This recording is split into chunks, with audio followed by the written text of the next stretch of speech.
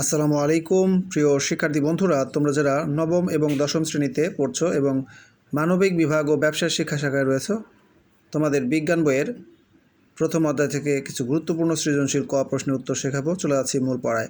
আমরা 1 নম্বর প্রশ্ন হচ্ছে, খাদ্য কাকে বলে?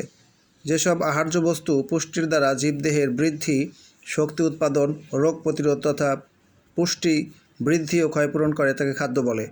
তোমরা আরও একভাবে বলতে পারো, খাদ্য বলতে সেই সব আহার্য বস্তুকে বোঝায় যা খেলে জীবদেহের বৃদ্ধি, ক্ষয়পূরণ, শক্তি উৎপাদন এবং রোগ প্রতিরোধ ক্ষমতা বৃদ্ধি পায়।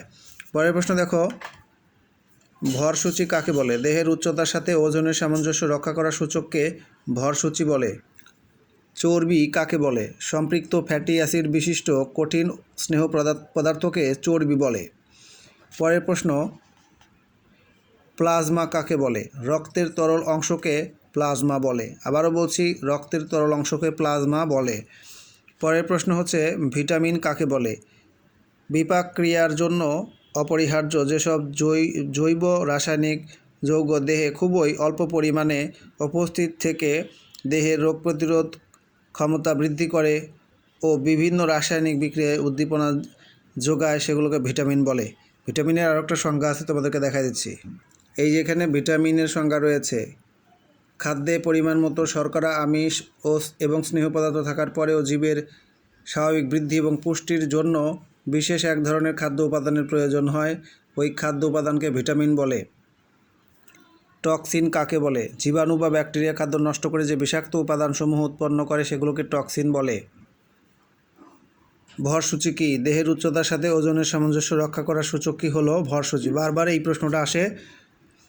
এরপরে দেখো, বিএমআই কী? দেহের উচ্চতার সাথে ওজনের সামঞ্জস্য রক্ষা করার সূচক কী হলো?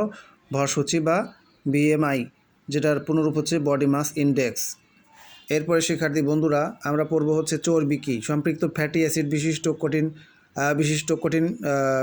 কঠিন স্নেহ পদার্থ হচ্ছে এই চর্বি। এখন আমরা পড়ব ব্রাইন কী? সোডিয়াম ক্লোরাইডের সম্পৃক্ত জলীয় দ্রবণই হলো ব্রাইন।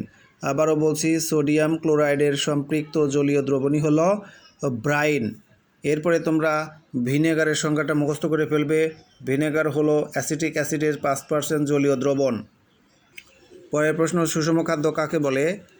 যে খাদ্যের 6টি উপাদানই গুণাগুণ অনুসারে উপযুক্ত পরিমাণে থাকে এবং যে খাদ্য গ্রহণ করলে দেহের স্বাভাবিক কাজকর্মের জন্য উপযুক্ত পরিমাণ ক্যালোরি পাওয়া যায় তাকে সুষম খাদ্য বলে। এটা কিন্তু অনেক ইম্পর্টেন্ট প্রশ্ন। এরপরে হচ্ছে পুষ্টি কী? যে বিপাকীয় প্রক্রিয়ায় জীবদেহ পরিবেশ থেকে প্রয়োজনীয় খাদ্যবস্তু গ্রহণ করে এবং আত্তীকরণের দ্বারা দেহের শক্তি চাহিদা পূরণ, রোগ প্রতিরোধ বৃদ্ধি ও ক্ষয়পূরণ করে, তাই পুষ্টি। আমরা টক্সিনের সংজ্ঞাটা মুখস্থ করে ফেলেছি এর আগেই। রাফেজ কী? রাফেজ হলো সেলুলোজ নির্মিত দীর্ঘ তন্তুময় অংশ যা প্রধানত উদ্ভিদ থেকে পাওয়া যায়। শস্যদানা, ফলমূল, সবজির অপাচ্য তন্তুময় অংশই কিন্তু রাফেজ, যেটা তোমরা অনেকেই হয়তো পড়ছো।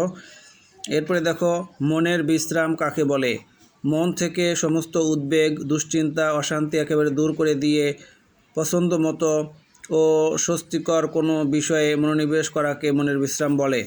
এরপরে হচ্ছে আমরা পড়ব, রাফেজ তো বারবারই আসতেছে, আমরা এখন পড়ব ক্যালোরি কী? ক্যালোরি হলো খাদ্যের পুষ্টি উপাদান হতে নির্গত তাপশক্তি পরিমাপের একক। তাপশক্তি পরিমাপের এককই হলো ক্যালোরি। এবার আমরা পড়ব লোনা পানি কাকে বলে? সমুদ্রের পানিতে প্রচুর লবণ থাকে বলে সমুদ্রের পানিকে লোনা পানি বলে। ভিনেগারের সঙ্গে আমরা মুখস্থ করছি, ভিনেগার হলো অ্যাসিটিক অ্যাসিডের 5% জলীয় দ্রবণ। এখন আমরা পড়ব নিউট্রিয়েন্টস কাকে বলে? খাদ্যে যেসব জৈব বা অজৈব উপাদান জীবের জীবনী শক্তির যোগান দেয় তাদের একত্রে নিউট্রিয়েন্টস বলে। নিকোটিন কী? নিকোটিন হলো তামাক থেকে নির্গত এক ধরনের বিষাক্ত পদার্থ যা স্নায়ুকে সাময়িকভাবে উত্তেজিত করে এবং নানাভাবে শরীরের ক্ষতি সাধন করে। এখন আমরা পড়ব সংরক্ষক দ্রব্য কী? যেসব রাসায়নিক দ্রব্য ব্যবহার করে খাদ্যের পচন রোধ করা যায় সেগুলোই হলো সংরক্ষক দ্রব্য। এখন আমরা পড়ব ফাস্টফুড কী? ফাস্টফুড হচ্ছে এমন এক ধরনের খাবার যা স্বাস্থ্যগত উপাদানের পরিবর্তে মুখরোচক স্বাদের জন্য উৎপাদন করা হয়। অ্যামাইনো অ্যাসিডে অপরিহার্য অ্যামাইনো অ্যাসিডের সংখ্যা কয়টি? 8টি। ভিটামিন বি কমপ্লেক্স কাকে বলে? 12 প্রকার ভিটামিন বিকে একত্রে ভিটামিন বি কমপ্লেক্স বলা হয়। আমরা এখন পড়ব ড্রাগ কাকে বলে। যেসব পদার্থ জীবিত প্রাণী গ্রহণ করলে এক বা একাধিক স্বাভাবিক আচরণের পরিবর্তন ঘটে তাকে ড্রাগ বলে। সবাই ভালো থাকবে, সুস্থ থাকবে। আল্লাহ হাফেজ।